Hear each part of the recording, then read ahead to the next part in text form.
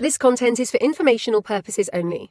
You should not construe any such information or other material as legal, tax, investment, financial, or other advice. Nothing contained on here constitutes a solicitation, recommendation, endorsement, or offer by Draper Goren Holm or any third-party service provider to buy or sell any securities or other financial instruments whatsoever. Hey everyone, it is me. We are here. Joseph is here too. Say hi, Joseph. Hey, what's up? Boom, boom, boom. We're recording. Good morning, everyone. Hey everyone. Hey, everyone. Hey everyone. Hey, everyone. I am recording this on the computer now. Hey everyone. Hey, everyone. Hey, everyone. Hey everyone. Boom. All right. It says it's recording. Boom, boom, boom, boom, boom. I am apparently recording. The entire bottle of control. They're all exactly the same. Crypto art, and then what it really is an NFT. Wow. Eddie wants to slap the bag. So this is the next best thing. DeFi is going to be a bubble. It's provably scarce. With Mad Dog. Crypto, gold, and silver. Transparent substance. Take my money, start a war with it. Without further ado, Cheers to you, brother. get shit on. Because the system has to collapse before that. My Corona. Cheers. I feel much better now. Cheers. Wow, that was heavy.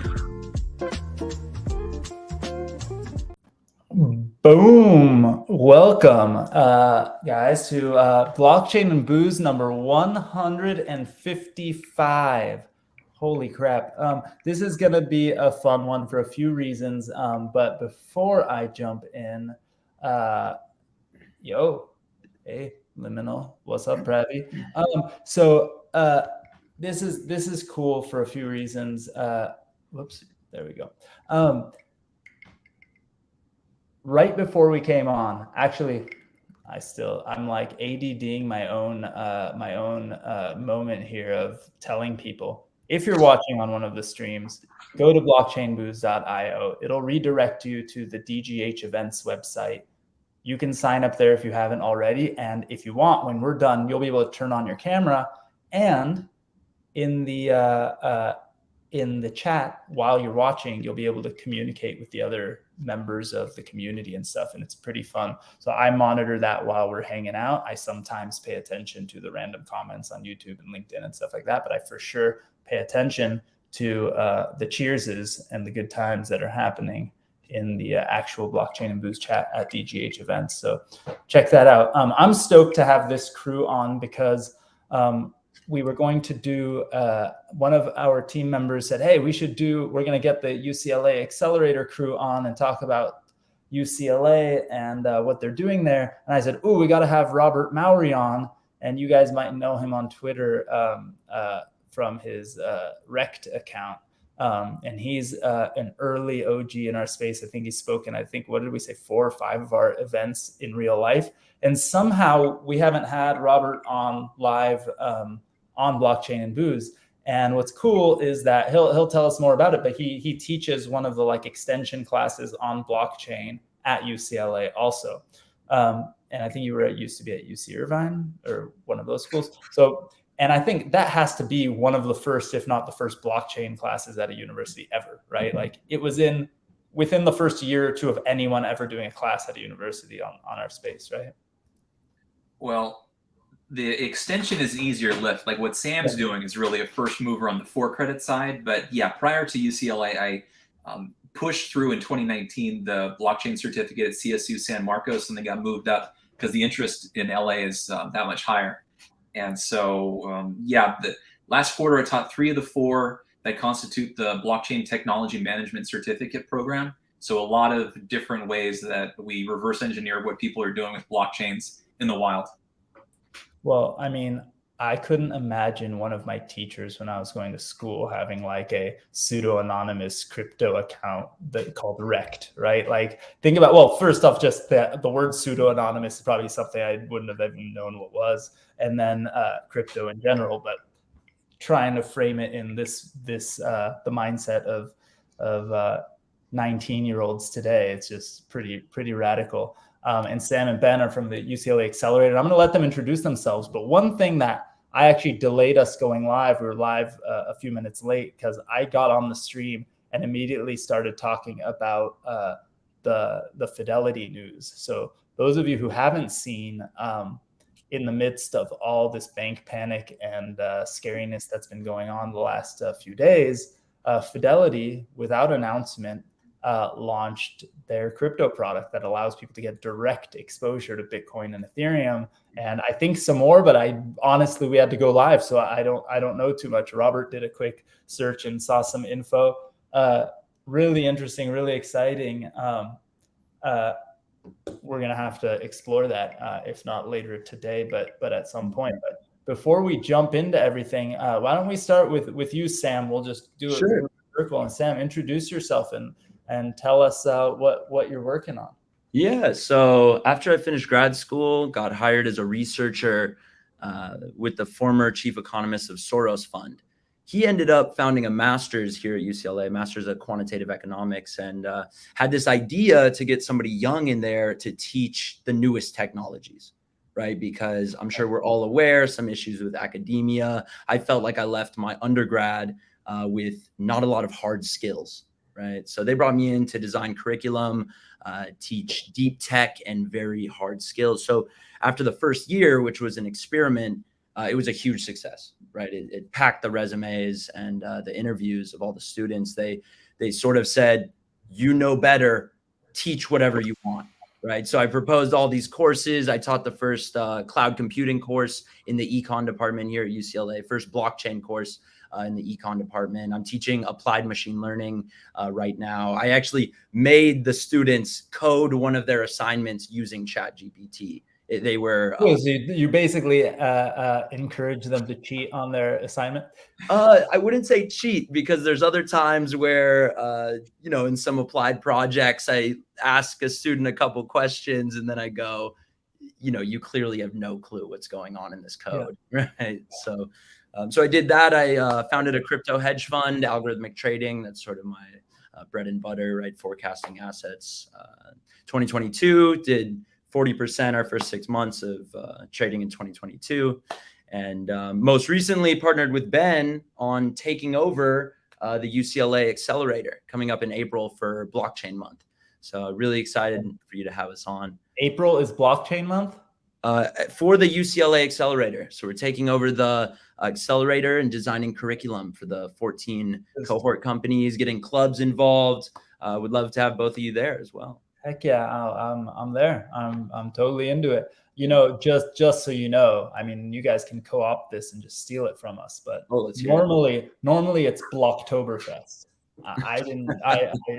There's just certain things that you can't change, but I'll take April as Blockchain Month because my birthday's in April, and so it's the best month there is. So I like it. But dude, are you in? I gotta ask you and give you a little bit of a hard time and goof around with it. Are you in your office right now at UCLA? This is my office at UCLA. Yeah, I get stick the blockchain crew in a mop closet. What's going on? No, this is very nice. I got multiple. It actually is. It would be really nice. It's just it looks like you just moved in, so you need some more things on the shelf. This is what I tell people. Okay, here's the whole library. Oh dang! It's way bigger. It's way bigger than it looks, actually. It's quite big. It overlooks the sculpture garden. If you know there, this is nice. Quite a large desk. It looks like Robert's just streaming from the quad at UCLA. It cleared right up. Yeah. It was raining earlier, but now looks great. That's really, really awesome.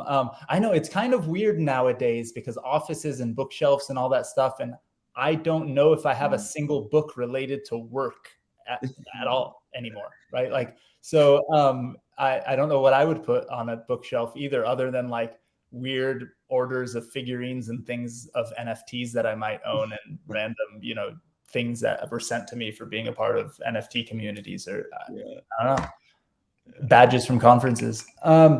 So that's really, really awesome. I'm excited to dive in a little deeper there. Ben, why don't you give us your background a little bit before we jump in? Yeah, so I pretty much have kind of the exact opposite path that Sam had going through UCLA, but we still ended up kind of collaborating on some stuff now. But basically, I was going there in undergrad doing econ, got rejected from the entrepreneurship minor. So I decided that I would just finish up real quick, finished my econ degree, got out and started working on a couple companies. I started out getting into crypto with a DeFi project. I'm not really that technical on the crypto side. I'm more so on community building and marketing. So we launched this DeFi project. That was very, very quick rise, quick fall, learned a lot from that process. But really my biggest thing was around building community. And so after that, we launched this new company here in LA. It started out as NeoRen, which stands for Neo Renaissance. It's a founder investor social club, which Sam is a member of. That's how we originally met. And then we are now kind of pivoting that branding towards this new concept of sovereign circle, which is basically the idea that every person in our ecosystem is this individual walking their own path, following their personal legend. And it's designed specifically to help these entrepreneurs grow. And the reason that we wanted to create this was because my experience at UCLA was a little bit, I would say, lacking. I mean, I just knew that all I ever wanted to do was build companies, and that going through the university system wasn't really optimal for that goal. And so since I was 18, I was pretty intent on figuring out a way to provide a better experience, better resource environment for entrepreneurial people. And so to build out this social club, and a big part of that is layering in education and curriculum, we're looking to really recreate the higher education path for entrepreneurial people. But at the same time, that doesn't necessarily have to mean being different than the universities. It just means making sure that we're getting the right education, the right curriculum involved in those universities, which is exactly why Sam and I are doing Blockchain Month here with UCLA Anderson Accelerator. So my goal is always to, if I'm not going to get into the entrepreneurship minor or academy, then I'm going to come back and I'm going to find a way to teach. And so this is kind of the first step in that. And so Sam and I have partnered up and directly with UCLA Accelerator to bring in a bunch of different speakers. We're doing 4 different topics. We're hitting on blockchain applications, development, Web3 marketing / community building, and then Web3 fundraising. And I think the fundraising part is probably the most interesting, just because in traditional venture, it's pretty much angel VC. That's pretty much it. Maybe you can go family office. But when you get into Web3, there's really all kinds of ways that you can use blockchain to fundraise, whether it's issuing tokens or doing an NFT drop. And I think that we saw this huge hype cycle in NFTs that ultimately led to a lot of poor use cases. And people then get this perception of NFTs around how, oh, you're buying the NFT. Yeah, we can get into debating it, but I think using an NFT for fundraising is the poorest use case. Because I think an NFT is revenue, not fundraising. The second it's fundraising, you're selling, you're calling it a security, you're promising things. I don't know. Well, okay, let me give you we can debate it, because I'll tell you guys this one thing.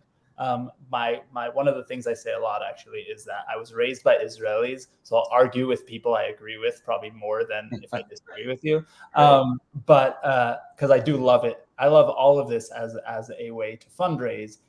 Yeah. But when the public perception is that they're investing in something, I think that's not good for an NFT community. I think that actually puts like weird undue pressure into something that shouldn't have been a thing. Like if I'm buying stock for your company, then you should have pressure on you that I want a return on that stock. Yeah. If I buy a collectible from you or a piece of art from you, I shouldn't be buying it because I think it's going to go up in value, because then I'm putting pressure on you to make it go up in value, not to actually bring me the best utility and the best product and the best thing, right? When I subscribe to a program online, or when I pay a SaaS fee to be a part of something, I'm not going like, the CEO of this company better make this worth more money than I paid for it. You just want a good product, right? And you want, like when I buy a comic book, I don't go, I do maybe in the back of my mind go, ooh, one day this might be a collectible, but I don't go like, man, if fucking Stan Lee doesn't make this worth $10 million by next Tuesday, I'm pissed, right? Like that's not why I buy a comic book. Right. No, so that's why I would say that NFTs are more, it's not about issuing shares of equity in your company in the format of an NFT, but it's about finding a way to sell the NFT as a product, as you say, but to do that instead of offering equity. So right now we're doing a fundraise, and we are going to be doing some traditional equity financing. But on top of that, one concept that we're playing around with is selling a limited number of NFTs that provide lifetime membership to our community. And I think that a lot of times you see these NFT membership tokens, and the fatal flaw with that business model is that every membership's an NFT. You don't have revenue coming in. The company's not going to be sustainable. For us, we're a traditional revenue model, but we might consider offering a limited number of NFTs to provide that lifetime value as an effort of getting that financing up front so that we don't have to sell equity. So it's not a security in that sense. It is a product, but it's a different strategy for getting the money that we need to build the company. I'll take by the way, if you guys are teaching this stuff, I think you guys gotta talk about some of the OGs who created the first membership NFTs. And one of them being poopoo.eth, which is my son when he was 8 years old, launched his membership. And I mean, it's like actually, I think it's over 3 years old now. It's kind of insane.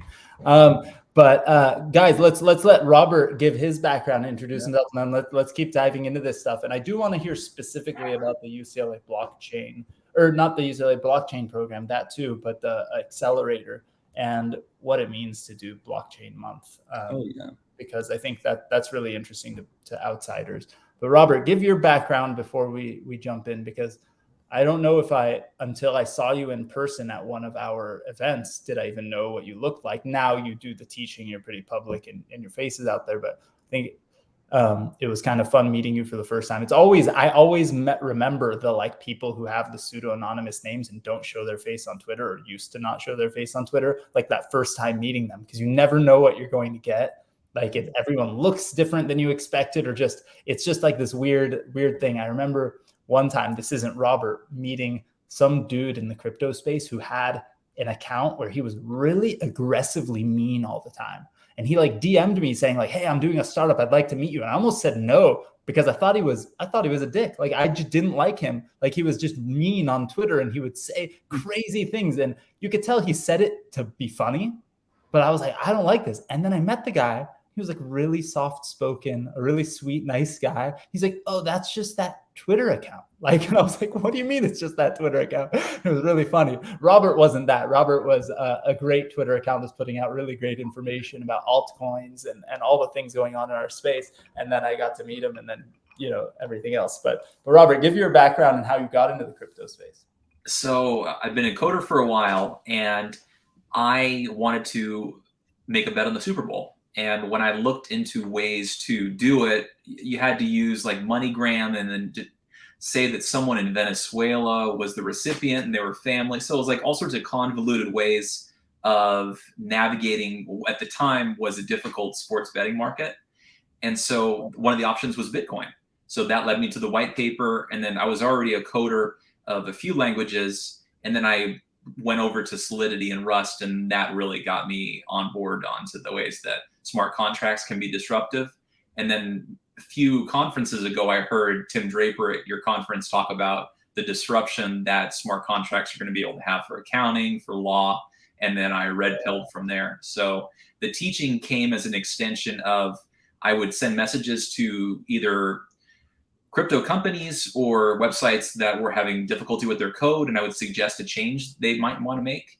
And then most of the time they were understaffed, so I would end up doing it myself. But blockchain's been great because so many smart people have gotten into it. And the extension of teaching people how to fix the bugs on their site led to the teaching in and of itself, because there's a lot of engineers that are a lot better at this than I am. But I'm trying to, and have worked really hard at making it approachable. So it's not scary when you're talking to someone that's trying to understand what you're saying, and being like a go-between between the C-level executives that are high level and the engineers that are in the weeds on things.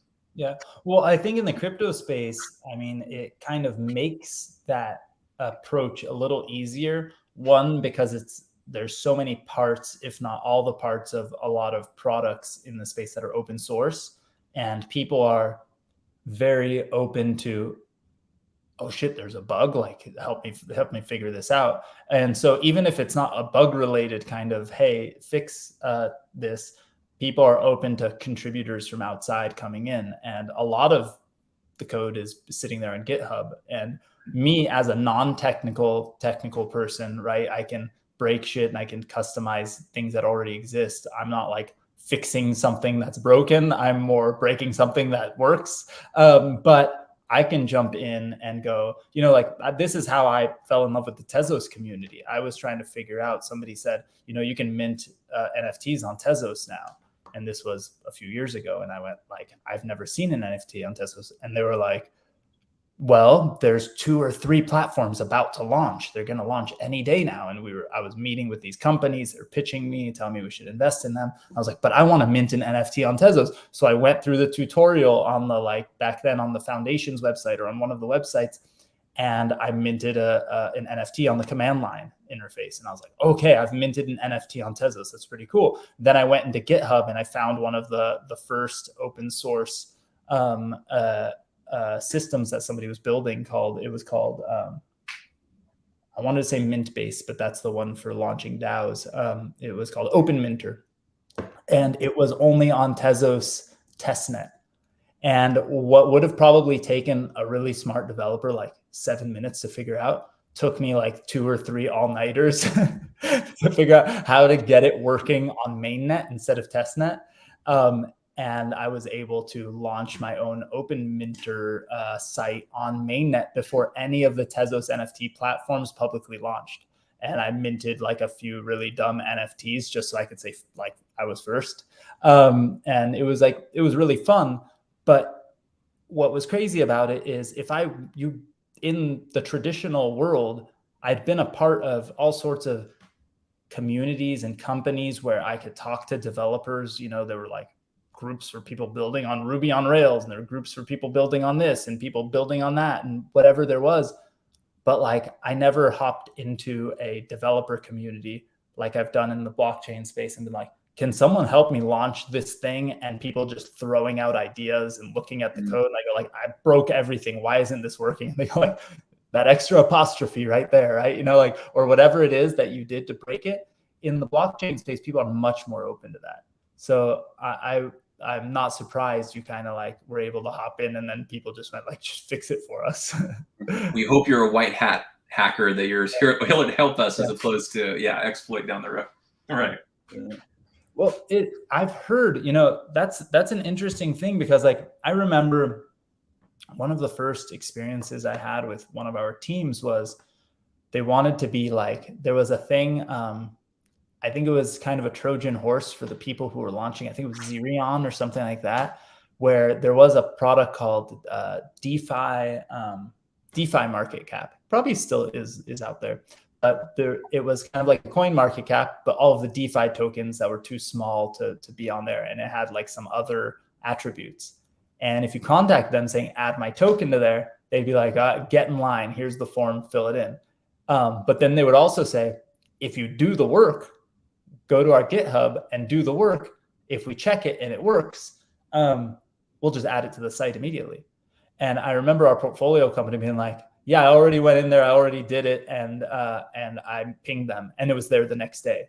And I was like, wait, you could just go onto their thing and just add the code. And they're like, yeah, they have to on the front end, just like check a box to list it on here. But I did all the work. Like they had an adapter, and our token was a little different. So I had to customize the adapter for our token and put in the code and do the whatever. But like, imagine, right? Like going, hey, I want my company to be listed on the Bloomberg terminal, and them going like, just do it yourself, bro. The second you're done, let me know. Like, it's like, wait, what? Like, it's such a cool and awesome feature of open source communities that doesn't exist in the real world. And even closed source, you can grant access to people to come in and participate. And people are just much more trusting and much more willing to do that in our space. It's pretty great. Robert, I kept interrupting, but you know, going from that to teaching at the schools, and is that your full-time job now, teaching the extension classes, or do you do other things on the side? Consulting is probably 90% of what I do. The teaching is great for visibility and great for keeping sharp on communicating the topics.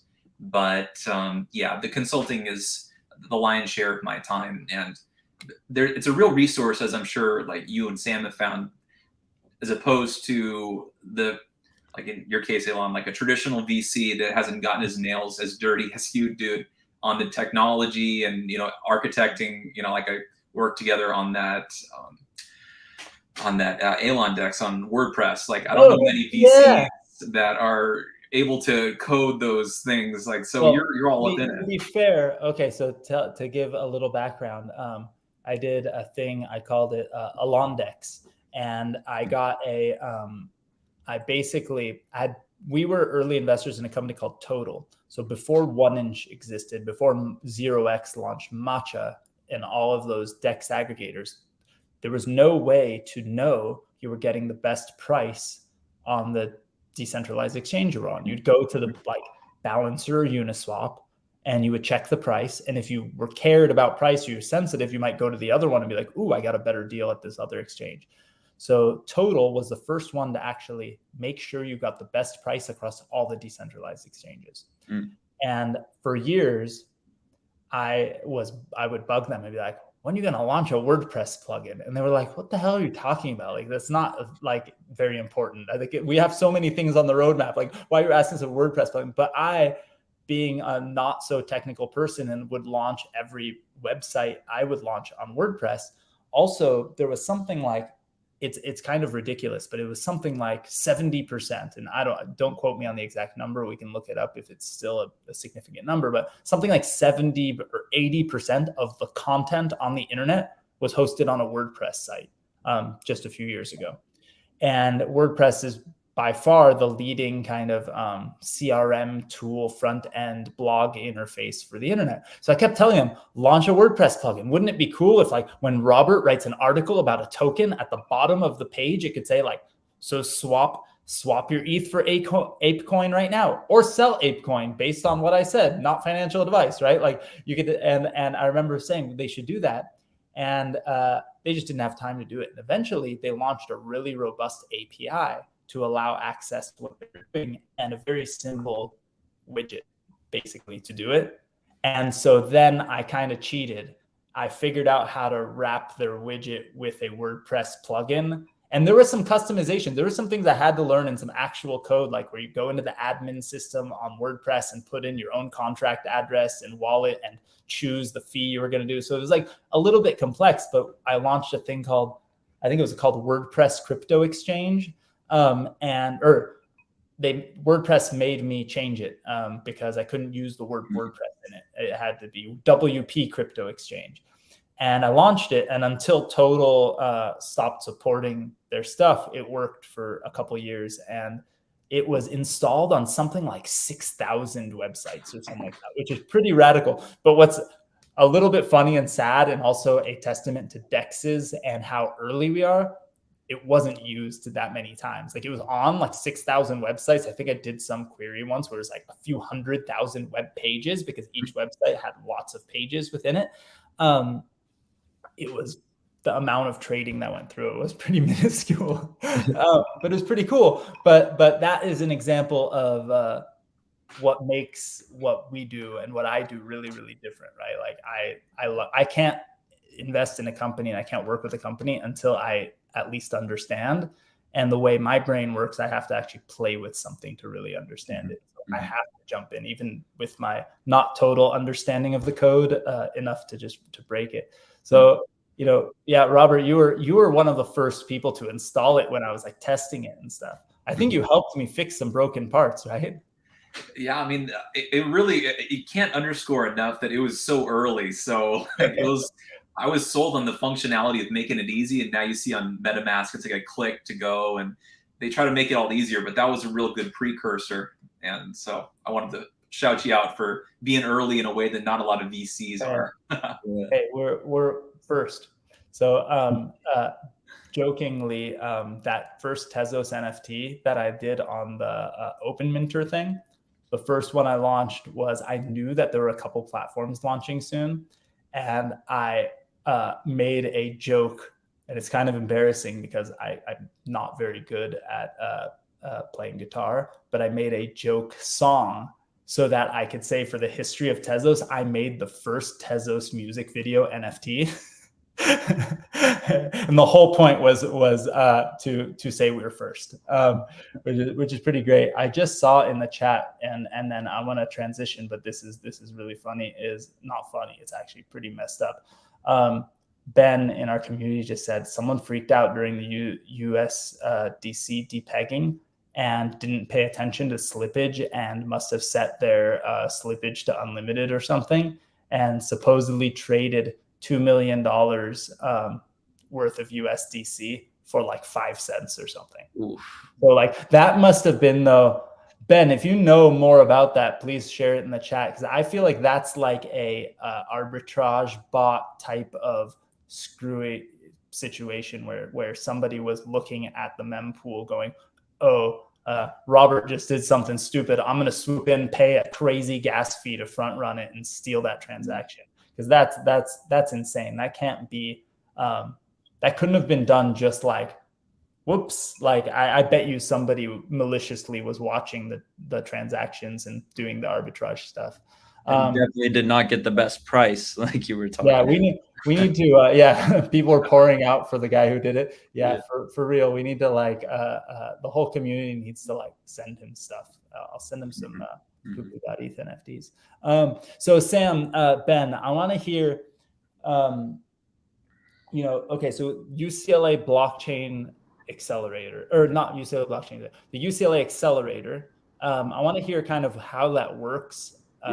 Students launching companies and different things like that. And then is it that kind of accelerator? And then what does it mean? Like dive a little deeper into blockchain month and your guys' focus on blockchain companies, because that really gets me excited. So the accelerator's been around for a while. They've raised, maybe 176 million, I think is the current mark for their companies. The Disney accelerator actually started in partnership with the UCLA Anderson accelerator, split off, became its own thing. And then if I think it has Polygon as one of its cohort companies. I don't know why Polygon needs to be in an accelerator, but whatever. So they were a startup at some point. But I think it was last year, 2022, they were in the Disney accelerator. But think about the strategic move. Yeah, it might have been a strategic move, but remember, like not that long ago, layer 2s on Ethereum were still just like an idea. Like we think of it, we're in crypto years, but like I'm talking about my son launching his NFT pass thing during quarantine times and stuff like that. That was less than 3 years ago, right? And in that period of time, layer 2s did not really exist in a real way back then, right? And so if you think about that, like in the normal tech world, 3 years is a somewhat short amount of time. In crypto, we've gone multiple cycles in that 3 years. NFTs didn't even really exist. Like they existed, right? My son made an NFT, but there was no single NFT worth significant amount of money back then, other than maybe CryptoPunks. And that was just getting started. No, it's true. Time moves fast for us. I remember at one point I was like, oh, the Luna thing, that was forever ago. And it was literally 3 months ago when I said it was in May. So we're not even a year yet. Not right now. And it feels even longer. But to get back to it, so this is a long-running, established accelerator, and we were talking with them, and they said our biggest issue is we cannot integrate tech into these companies. The engineering school, doesn't work with us. The whole campus is very siloed, as I'm sure Robert knows, and I know as well. So they said, what could you guys do to help bring the engineers in, bring in other people, other clubs, blockchain clubs into this to create some synergies. And, I just gave opening remarks at the Anderson blockchain conference they just had here maybe last month. And they were way oversubscribed. It showed blockchain has the most demand, right? As far as tech goes, it is the most interest from everybody. I feel like any conversation I'm sitting in, it eventually lands into blockchain or AI or, one of these hot topics. So the idea behind it was we're going to come in, we're going to bring them this curriculum, show people who have traditional companies, maybe CPG companies even, and how they integrated blockchain to accelerate their marketing, their growth, their fundraising. And, I was going to take the opinion when you and Ben were going back and forth about NFTs and securities. I think NFTs as securities is one of many use cases where people don't even need to know they're interacting with the NFT, right? It's just a better way to do it. I remember at Consensus, I bought gross revenue share in a company by scanning a QR code. and it filled in all the documents, and it was a legal transaction using the blockchain. Where can you do that in 30 minutes, right? Only on the blockchain. So. Well, you could DocuSign like a safe note or something. That used to be my argument. It was really funny. So I'm a very early supporter of security tokens and digitizing securities and things like that. But the way I used to talk shit to my friends when we were talking about digitizing securities was, explain to me that 12 years ago, when I was raising money for my first real venture-backed company, I got Tim Draper and a bunch of people to invest in that company. I didn't print a piece of paper. I got a PDF from my lawyer, or a document from my lawyer. I changed the name at the top. I put in the dollar amount, and I send it via. Back then, DocuSign probably existed, but I used a product called Sign Now, and I sent it to my investor. They e-signed it. They sent it back to me, and they wired me money. Tell me how that is not a digital security. That's how I used to kind of play devil's advocate with my friends. We're like, we're launching truly digital securities. I was like, I've never printed an investment document before. Tell me how that's not digital. And then, the evolution of what we think is digital is very, very different, right? And I think that what you're talking about is really exciting to me, right? Like the idea that we're using this technology to not complicate something that's a little bit complicated, but to streamline a process that sucks, right? Like all these accredited investor laws, all of these verifications, all of the things that we don't like, can utilize our technology to make it easier, to make it better, to make it more fair and more transparent, and for you to have a finger on the pulse of what you actually own. Because on the pieces of paper that we own as a VC firm, if we don't bug people, be like, can you send me the updated cap table? I don't know exactly what we own, right? Because the day after we do a deal, Sam could call up Ben and be like, hey, bro, invest in our company at these terms, and my investment may have been diluted. Or he may have hired a new employee and issued them shares and different things like that. And depending on my class of stock, depending on what type of terms I put in there, things change, right? If it happens digitally, if it happens on the blockchain, if it happens in a transparent way, I should, as an investor, at any moment's notice, be able to know exactly what is going on there. And that's really crazy exciting. So you guys, from the accelerator perspective, are trying to utilize some of those technologies for all of the companies, or you're trying to bring in blockchain companies, or both? Well, really what we're looking to do is help the existing business models learn how they can integrate blockchain technologies to enhance certain operations. And then the other aspect of it is all about bringing the right communities together, meaning the founder, business-minded people in the business school, and then the engineering school. And I think that is going to be one of the biggest outputs from this whole thing, is all the collaborations that come from that. And I think that in today's world, you're seeing more and more people go down this entrepreneurial path just because of the resources and the culture. But there's still this division between engineers, developers, and business people. And the reality is we need to create as much synergy and collaboration between those networks as possible for everyone to have opportunity, because we need each other. Like I don't know how to develop things, and developers might not know how to scale products. And in order for people to win, those two groups really have to connect. And I think that's to me, the most exciting part about this whole thing. I think people need to be thrown in the same room with each other, and just like magic happens, right? And I don't necessarily mean physically, but because you're talking about a university and you're talking about the right age, and they're already in rooms together, they just don't know each other. You need to create those opportunities, because, talk about blockchain and booze. We started it over quarantine. We thought it would last for 2-3 weeks. It would have never been called blockchain and booze if we thought it'd be 3 years later, right? We thought like, hey, we're having drinks together on a Tuesday night, Wednesday night, whatever, because we're all locked at home and we feel like insane people. And in a few weeks, we'll get back to business. And it's turned into a few years. And the reason why we kept it going is because we met entrepreneurs in the chats afterwards.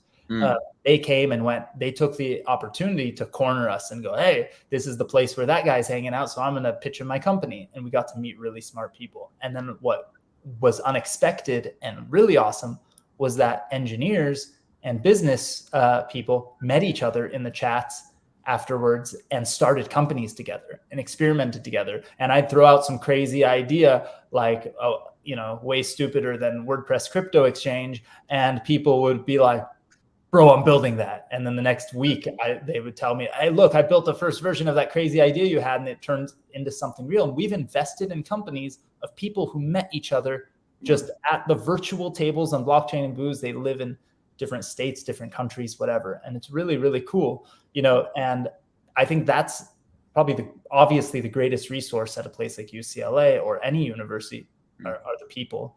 But if you don't throw them together, their superpowers might not get unlocked. That's really, really cool. So how are you guys kind of facilitating? Are you guys facilitating any matchmaking, or just kind of putting together events and people see the word blockchain, they show up to the event and they run into each other? So there's lectures, there's even advisory speed dating, right? So the companies can actually meet potential advisors very quickly and see where that matches up as well. There's a venture meetup as well, where venture capitalists can kind of see the companies, see the integration, and so forth. So there's a lecture and an associated event with it as well. So it's very exciting.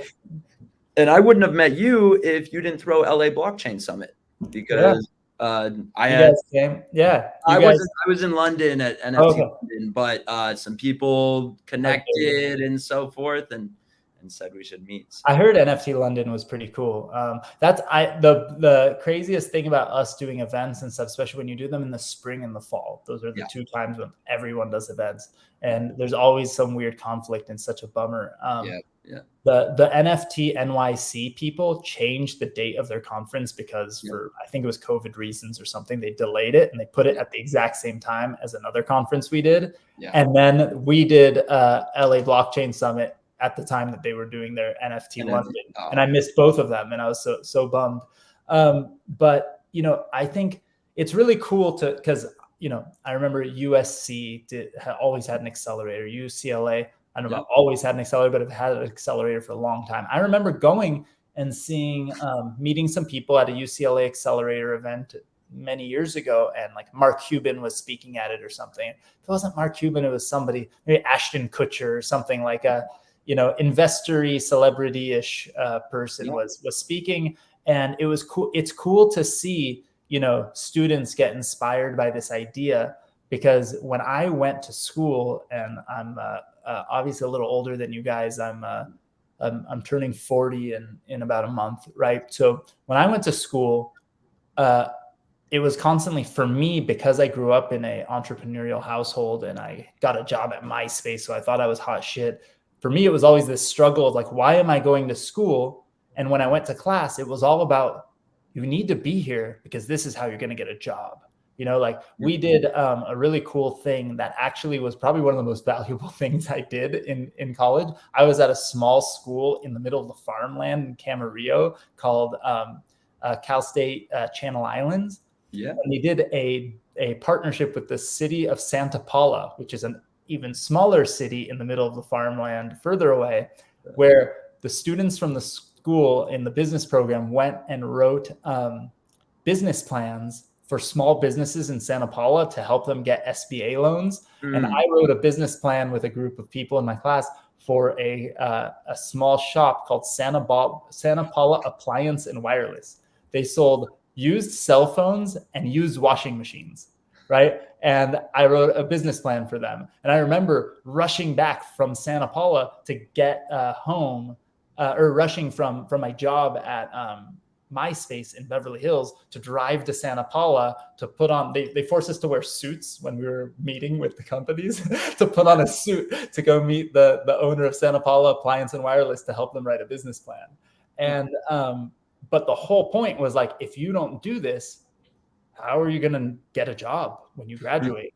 And there wasn't like that was maybe the one little thing that was like, here's how you kind of get your own small business loan if you want to start a business. But nobody was talking about you're going to school to learn how to start a business.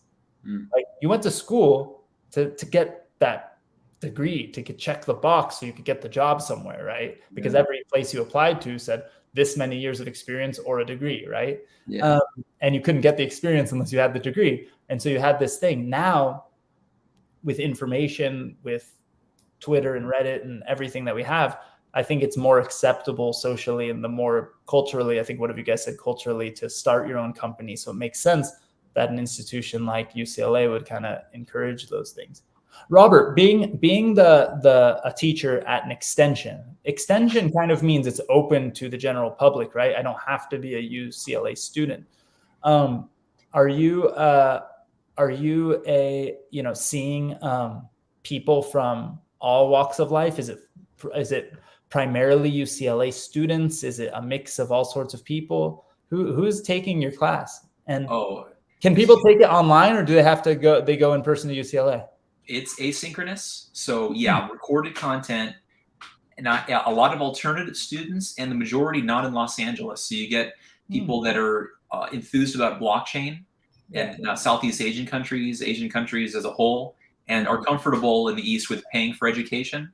And there is the number one draw are people that want to do something with NFTs. Second is DeFi, and then third is trying to figure out the metaverse or trying to do something with those technologies, kind of like Meta is doing. But we've had people that have played in the Super Bowl, professional athletes, agents, lawyers, bankers, increasingly people that are in traditional retail banking want to be well positioned for the digitization movement.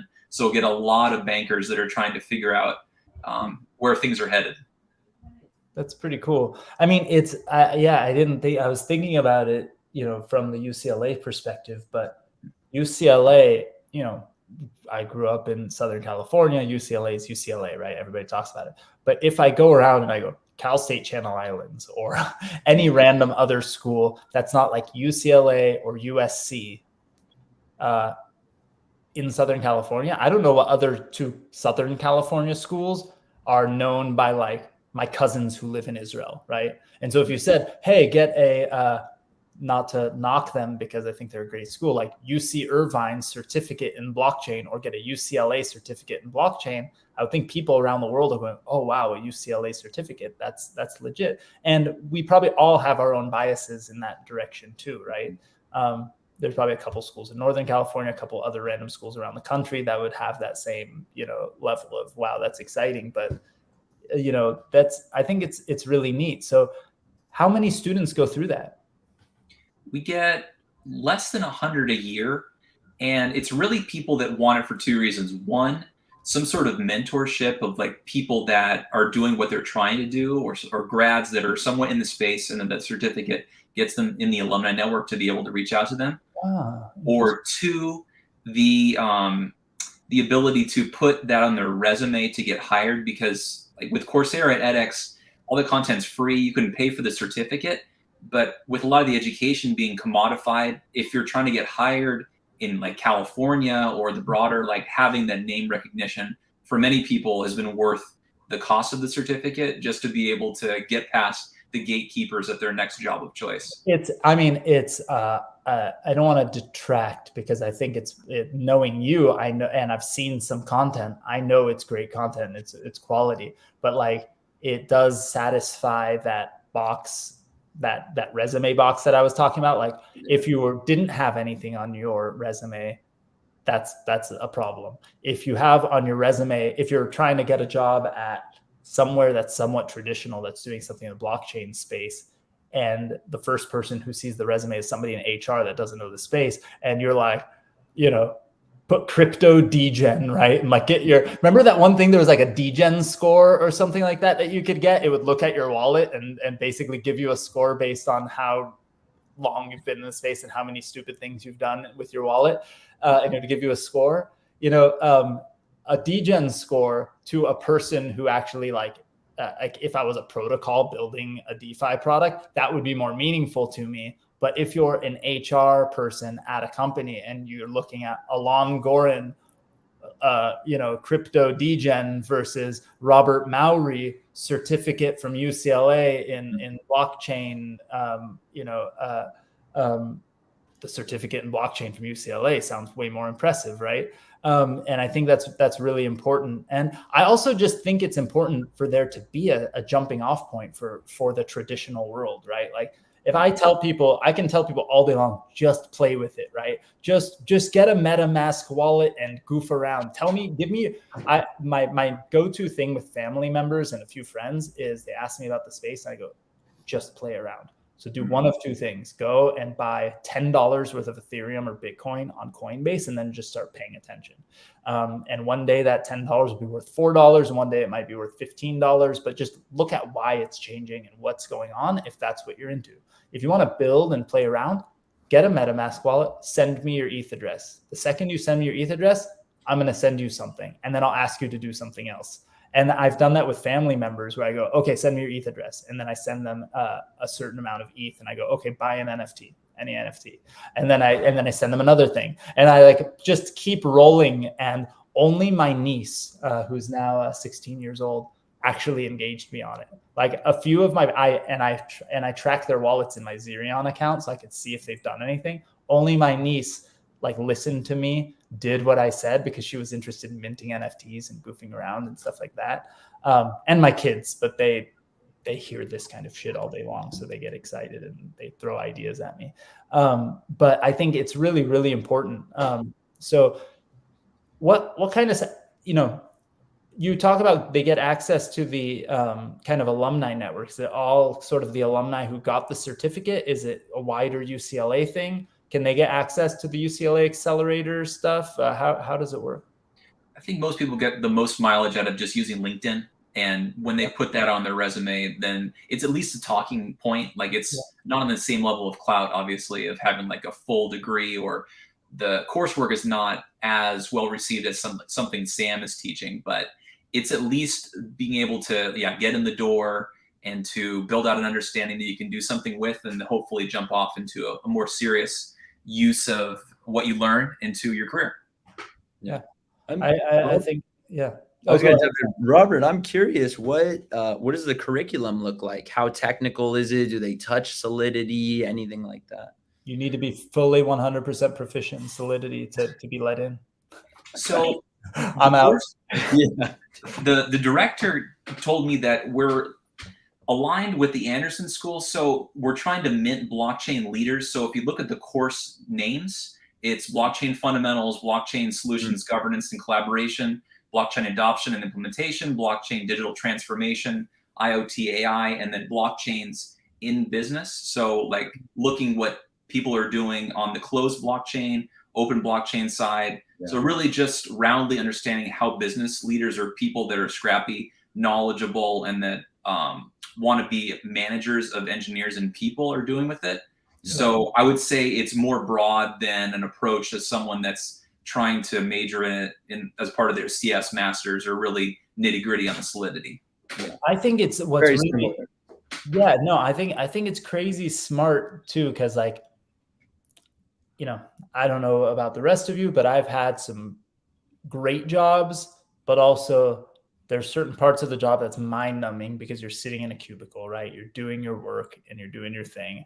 And again, I haven't had a real job like that in about 11 or 12 years, but I sat in a cubicle at MySpace, and I sat at a cubicle at IMDb, which is owned by Amazon. And I loved both of those jobs, but there were long periods of times where you're sitting in a cubicle doing your work, but also like, it's not super fulfilling sometimes.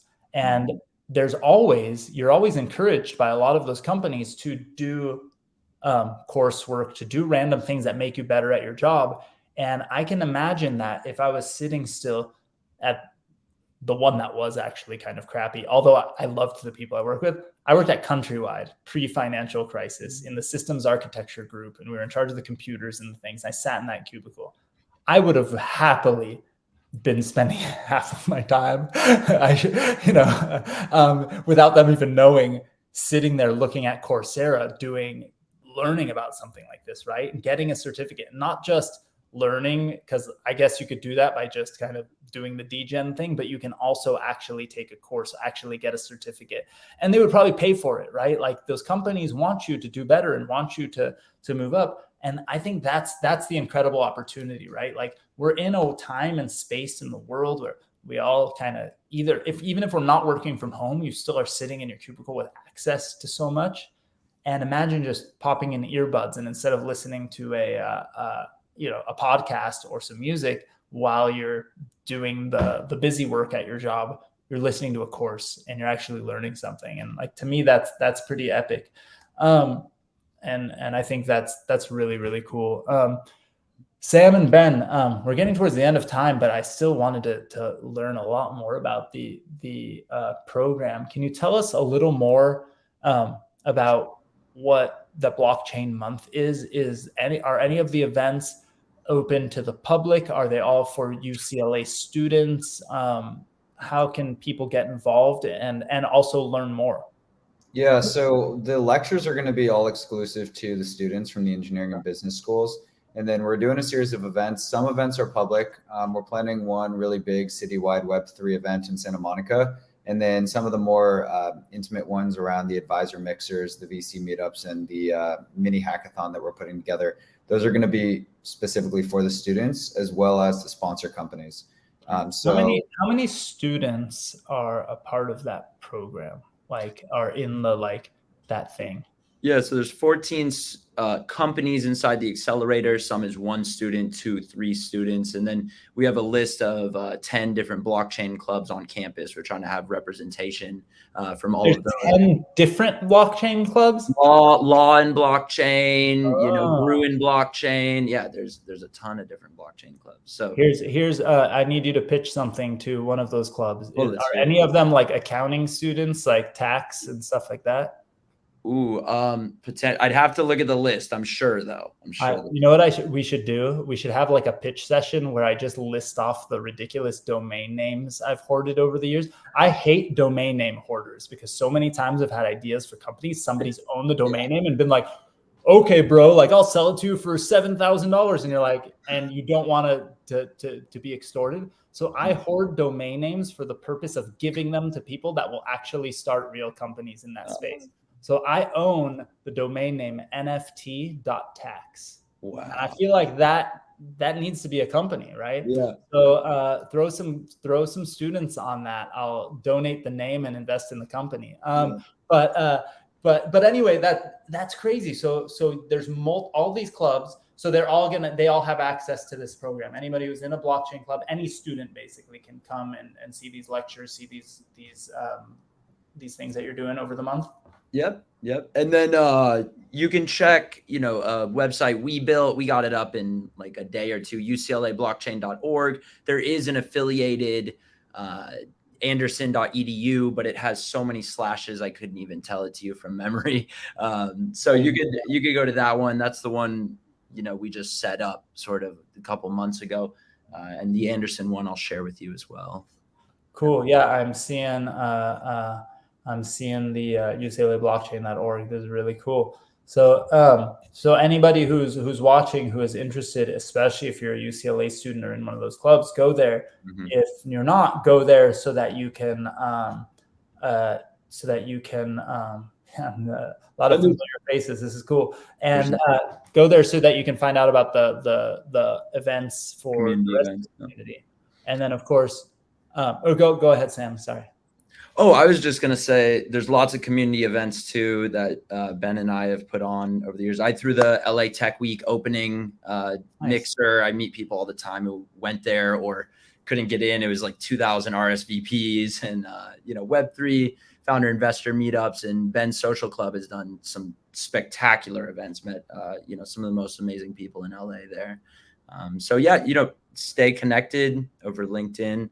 Or Twitter, and I'm sure you'll see lots of other events, not to conflict with DGH.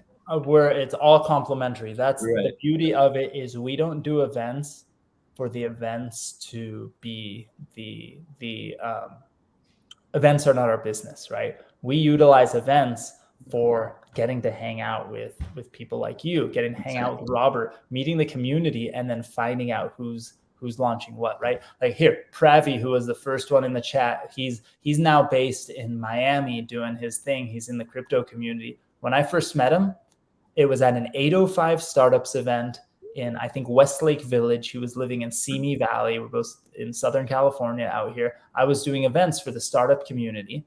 And he was just one of the people at the events. And then turns out years later, he's doing virtual reality stuff. Then he gets into crypto. He's now in Miami, but we're still hanging out, right? And because I was doing events and and in Vegas now, he's in the chat too, Pravi.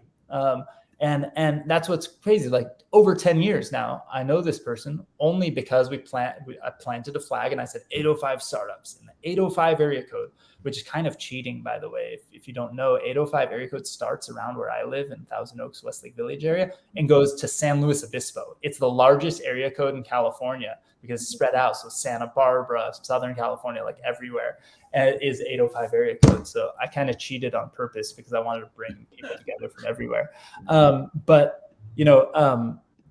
That's why we do events. And we love other people that do events, because honestly, the reason I asked you how many people are involved in this and that, I was like, maybe I should host a lunch or a dinner or something so I get to meet all these people and give all these students who are starting companies high fives and give them the look and be like, if you don't call me first, I'm going to be personally offended.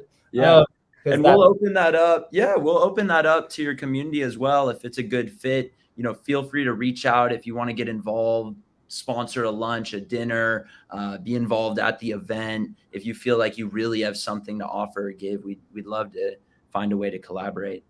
The best way, maybe reach out to me on LinkedIn. My LinkedIn's a little blown up, but I'll look over this. LinkedIn is a mess, man. It's funny. It's like the best, worst product in tech, right? Yeah. It's a crappy product. Like if a startup came to you and was like, I'm launching this business resume website, and they showed you LinkedIn today, and they're like, and you're going like, this is what you're building in 2023. Is that the year 2023? You're like, this looks like a website from a long time ago. Yeah.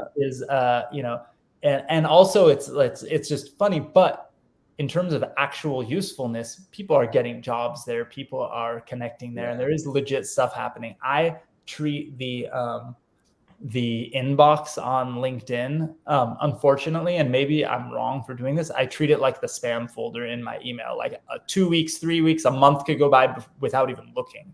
And then I messaged Robert on there the other day, and I was like, oh, Robert messaged me like, I don't know, 6 months ago, and I never even saw it. And I was going to say, sorry, I missed this. But I was like, at that point, it's like, now I'm just a crazy person. But that's just how... I figure that's best because it's my name. But if you can blast this email to your community, if you're willing to blast it publicly, I'll be happy to. This is Sam's email. I'm putting it in the chat back here, but I'll also throw it on the everywhere else if you want. I like that. I always throw out my email. My email address is alon@dgh.vc if anybody wants to pitch me. Ben, anything Sam missed, anything related to the accelerator, your events you want to pitch and tell people to follow? Yeah, I mean, not so much pitch necessarily, but with these events coming up, a big part of it is providing resource to the students. And so if there are any like Web3 companies out there that just want to interface with the network, companies that we could bring in maybe to actually add to the educational experience and just give the students more exposure overall, we're definitely happy to chat about how we can get you guys involved. So just email Sam at the email that he dropped for you guys.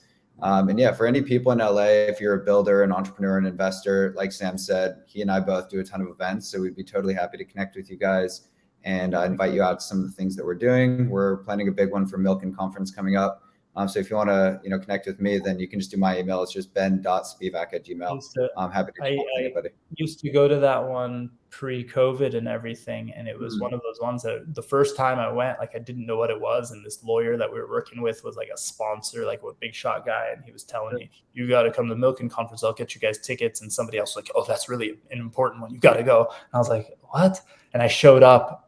Like a startup idiot, not realizing how important it was. Like the first day I showed up was like jeans and a t-shirt or something. Yeah. The next day I showed up properly suited up. But what was really funny, and I got to get moving. But what was really funny is on my way out, I was leaving the conference on the first day, and this dude that I had met through an investor who is probably quietly one of the wealthiest, most powerful people in like Los Angeles, because he had some connections to like the Hollywood world. Like he was one of the founders of like one of the top agencies or something, right? He came in towards the second half of the day and he didn't recognize anyone. And I was like on my way out, and he's just like, and I just had met him like 2 days before. He's like, Alon, what are you doing here? And I was like, oh, I got an invitation with the, and then he goes, oh, what's good here? What's going on? And I literally like threw my arm around him. I was like, come here. And I like introduced him to 2 people that I knew. And like, I felt like I was like such a big shot.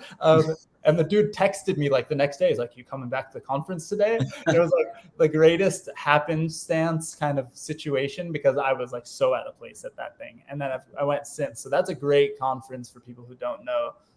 Very cool. Maybe I can get you guys to come up north a little bit and be my excuse to not drive, and I'll host like a fun dinner or lunch or a hang session for your guys' community or something if they want to come up to my neck of the woods, or I'll just have to drive an hour, which is fine too. Robert, why don't you give everyone where to follow you on Twitter, LinkedIn, and all that stuff, but also where people can check out the course and what you're working on. Sure. So for the course, just type in UCLA Extension Blockchain Certificate. I'm at Rekt, R-E-K-T on Twitter. And I'll be, and then linkedin.com/in/DeFi. And then happy to chat with anyone at the conference room floor at Alon's next event. Dude, I mean, being a person who squats on some domain names and stuff, just being at Rekt on Twitter is pretty OG crypto. Like that's pretty great. And pretty insane. And then your LinkedIn not being your name is also a power move. Like, I don't know if I know anyone else whose LinkedIn URL is not just LinkedIn/in or something and then their name. Mm-hmm. My move used to be to get just /Alon everywhere, but I'm rethinking it now. Like that's a power move right there. I like it. So follow Robert. Ben's got all the domains, all the ENS names. Openwallet.eth. Dang, that's good. Not as good as what my kids got, cheeseburger.eth. So I'm telling you, that's a good one. So guys, thank you so much. I feel like we could have hung out for a few hours talking about UCLA. We barely scratched the surface on the accelerator front, on all of the different fronts that you guys are working on, and of course on Robert and all the things you're working on. So we got to do it more often. I really appreciate you. I'm oh, you know what I should have thrown up on there? I was joking about this. I was going to do this at some point. I say I was joking about something. I was thinking about it in my head. I was going to throw this on the screen for part of the thing. This is the crew that is Long LA. So if you're in Southern California, you got to be here. This is the spot. While everyone else is moving out of state because of all sorts of mostly legit reasons, unfortunately. LA, Southern California. Yeah. Telling you guys.